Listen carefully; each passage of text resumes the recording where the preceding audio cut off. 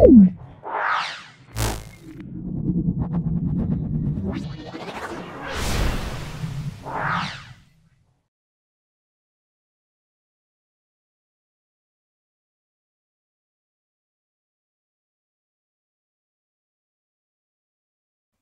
Alipurduar new town girls high school এবং পূর্ব বারাসাত আদর্শ বিদ্যাপীঠ। দেখে নাও। ফিজিক্যাল সায়েন্সের পোর্শনে চলে আসছি। ফারেনহাইট স্কেলের নিম্ন স্থিরাঙ্ক। ফারেনহাইট স্কেলের নিম্ন স্থিরাঙ্ক হলো 32 ডিগ্রি ফারেনহাইট, আর ঊর্ধ্ব স্থিরাঙ্ক আমরা বলবো 212। তাহলে নিম্ন স্থিরাঙ্ক হবে কত? 32 ডিগ্রি ফারেনহাইট। লিনতা পদার্থের অবস্থার পরিবর্তন ঘটায়। প্রদত্ত কোনটা পরিবর্তনযোগ্য দেখা যায়? পরিবর্তনযোগ্য দেখা যায় আমরা কপার বললাম, সিউ।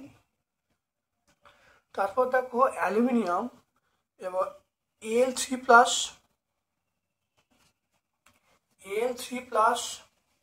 এবং OH- দিয়ে গঠিত যৌগের নাম আমরা বলবো অ্যালুমিনিয়াম হাইড্রোক্সাইড। অপশন সি বলবো। মাটির কলসিটা ঠান্ডা থাকার যে কারণ সেটা আমরা বলবো বাষ্পীভবন।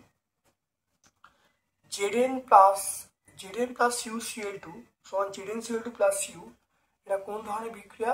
এটা অবশ্যই আমরা বলবো প্রতিস্থাপন বিক্রিয়া।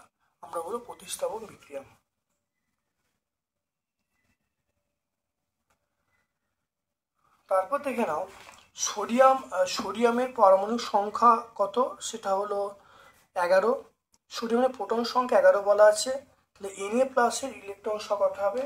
Na+ মানে একটি ইলেকট্রন ছাড়ছে, তাহলে 11 থেকে 1 বাদ, তাহলে আমরা বলবো 10টা বলবো। তারপর দেখে নাও সেলসিয়াস স্কেলে 100 ঘরের সেলসিয়াস স্কেলে 100 ঘর, এটা হলো আমরা বলবো ফারেনহাইট স্কেলের 180 ঘরের সমান। বাইকার্বনেট, ক্যালসিয়াম বাইকার্বনেটের সংকেত কি? ক্যালসিয়াম বাইকার্বনেটের সংকেত দেখে নাও CaHCO3 তাহলে দেখো Ca দেখে নাও, এটা তাহলে কি হবে? তাহলে একটু বুঝে নাও। Caটা কত হবে? ক্যালসিয়াম একটা, হাইড্রোজেন দেখে নাও, হাইড্রোজেন দেখো দুটো, আর কার্বন দেখো দুটো, আর অক্সিজেন দেখো 6টা, তাহলে অক্সিজেন 6টা। তাহলে দেখো ক্যালসিয়াম একটা, হাইড্রোজেন দেখো দুটো, কার্বন দুটো, অক্সিজেন 6টা, তাহলে করলে দেখো কথা আসছে।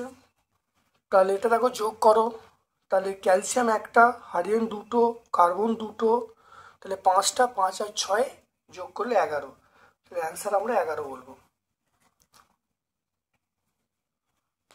এটা দেখে নাও PbNO3 PbO + NO2 + O2।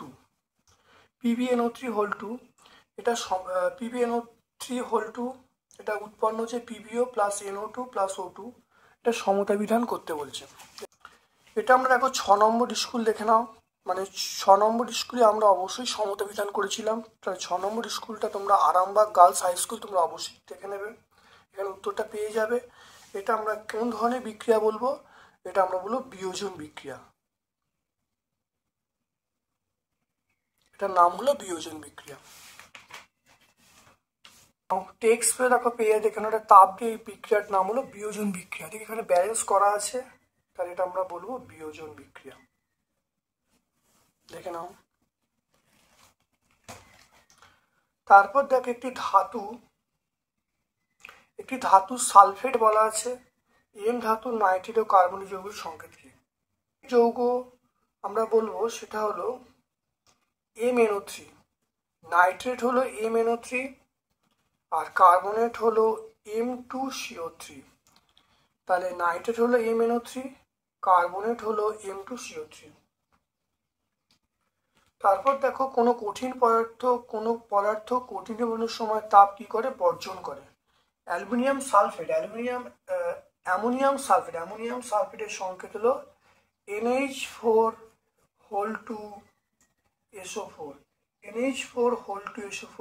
আমরা বলবো অ্যামোনিয়াম সালফেট।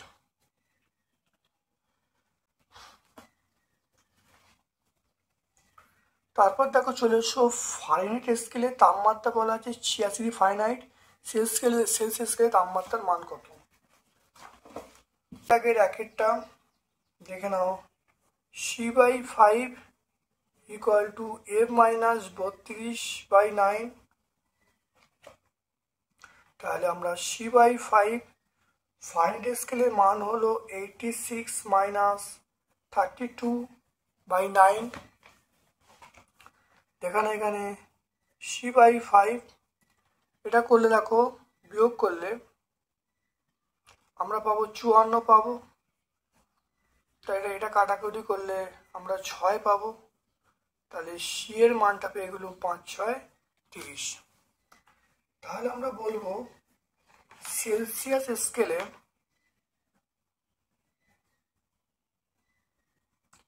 সেলসিয়াস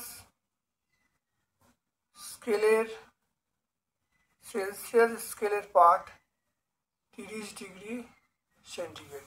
সেলসিয়াস স্কেলের পার্ট আমরা বলবো 30 সেন্টিগ্রেড। c/5 দেখে নাও, এটা করলে উত্তর পেয়ে যাবো। অথবা প্রশ্ন দেখো সেন্টিগ্রেডে মান দেওয়া আছে, ফারেনহাইটে বার করতে আছে। এই একই অঙ্ক, এটা অথবার প্রশ্ন, একই অঙ্ক দেখে নাও। এটা আমরা কি বলবো, c/5 equal to f minus 32/9। এবার দেখো এখানে আমাকে বলেছে সেলসিয়াসে মানটা বলা আছে, তাহলে এটা সি এর জায়গায় মান বসাবো, f মাইনাস 32/9। এটা কাটাকুটি করলে 6।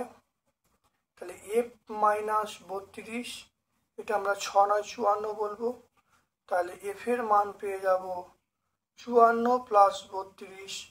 54 প্লাস 32 করলে আমরা f এর মান পেয়ে যাব কত, 86 পেয়ে যাব। দেখে নাও আমরা কত 86 পাবো। তাহলে ফারেনহাইট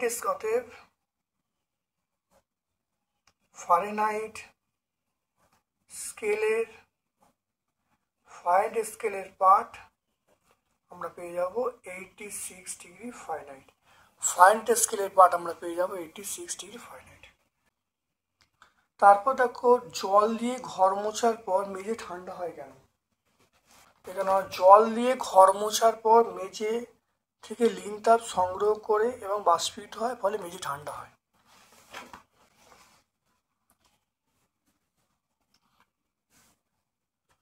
তারপর দেখো গ্রীষ্মকালে ঘরের জানলা দরজা খোলা রেখে ভেজা পর্দা টাঙালে ঘর ঠান্ডা হয় কেন। পাবো, এখানে গ্রীষ্মকালে ঘরের জানলা দরজা ভেজা পর্দা টাঙানো হয় কেন। গ্রীষ্মকালে ঘরের জানলা দরজায় ভেজা পর্দা টাঙানো হলে ঘর ঠান্ডা থাকে, কারণ তাহলে পর্দার জল পর্দা এবং ঘরের বাতাস থেকে লিন তাপ সংগ্রহ করে বাষ্পীভূত হয়, ফলে ঘরের তাপমাত্রা কমে, আরাম বোধ হয়। বরফ গলনের লিন তাপ 80 ক্যালোরি পার গ্রাম বলতে কি বোঝো।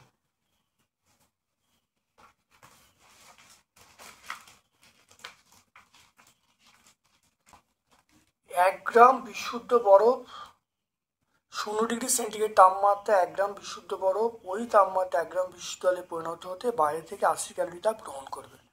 এটা আমরা টেক্সট বই 11 পেজে পাবো।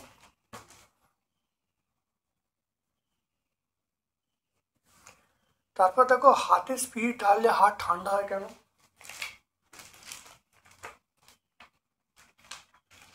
দেখে নাও, স্পিরিট হলো উদ্বায়ী পদার্থ, খুব তাড়াতাড়ি বাষ্পীভূত হয়, বাষ্পের জন্য প্রয়োজন লিন তাপ হাত থেকে সংগ্রহ করে, ফলে হাত ঠান্ডা হয়ে পড়ে। তাহলে পেজ নাম্বার 13 আমরা পাবো। এটা আমরা টেক্সট বই 13 পাবো।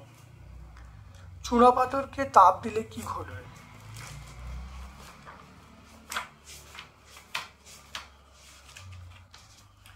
দেখে নাও, চুনাপাথরকে তাপ দিলে ক্যালসিয়াম অক্সাইড এবং কার্বন ডাইঅক্সাইড উৎপন্ন হবে।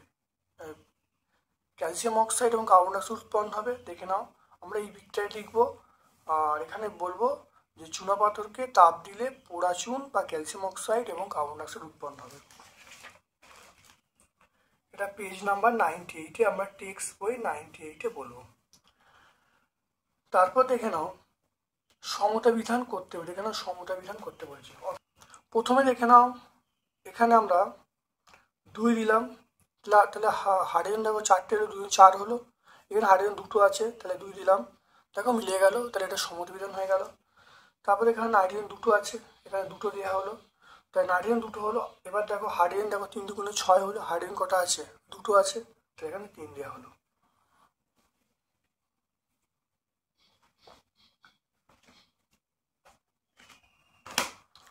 তারপরে চলে এসো লাইফ সায়েন্সের পোর্শন।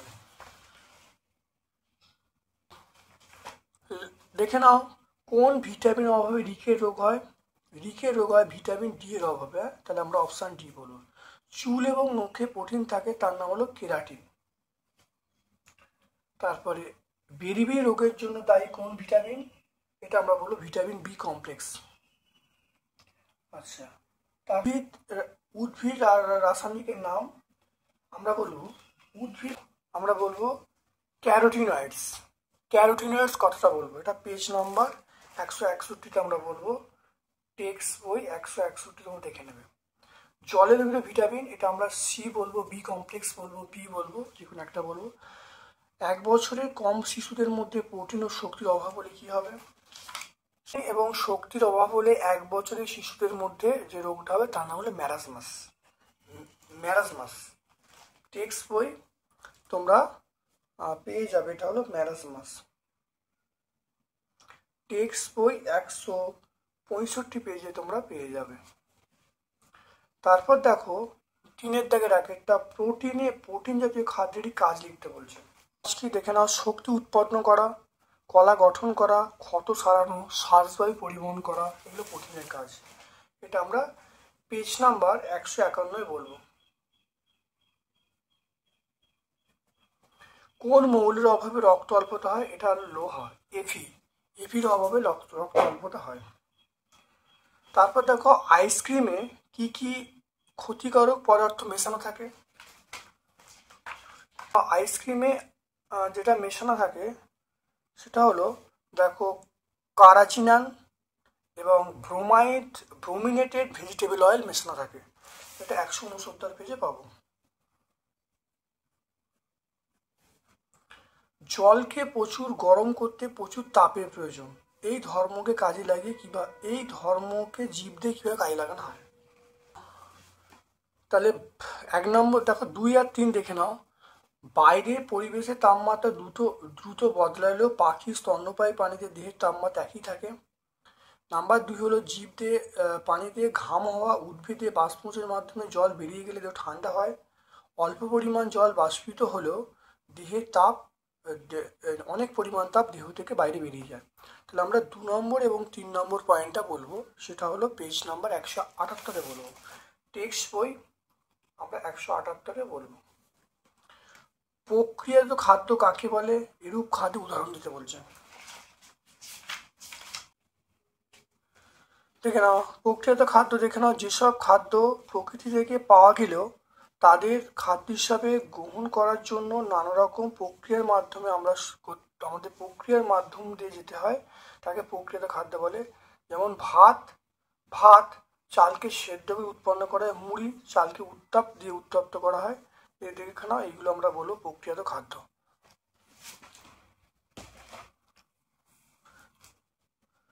তারপরে চলে এসো ক্যালসিয়াম এবং আয়োডিনের একটি করে ব্যবহার লিখতে বলে। ক্যালসিয়াম ও আয়োডিন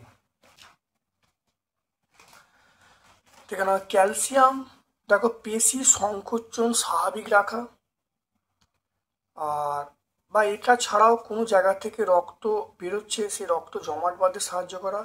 আর আয়োডিন হলো দেখো মানসিক বুদ্ধি এবং বৃদ্ধি নিয়ন্ত্রণ করা। তাহলে এটা আমরা টেক্সট বই 158 পেজে পাবো। তাই টেক্সট বই আমরা 158 পেজে এটা পেয়ে যাচ্ছি। তাহলে আমরা 11তম স্কুলটা সম্পূর্ণ সলভ করলাম। ভিডিওটা প্রথম থেকে শেষ পর্যন্ত দেখো, অবশ্যই ভিডিও থেকে উপকৃত হবে।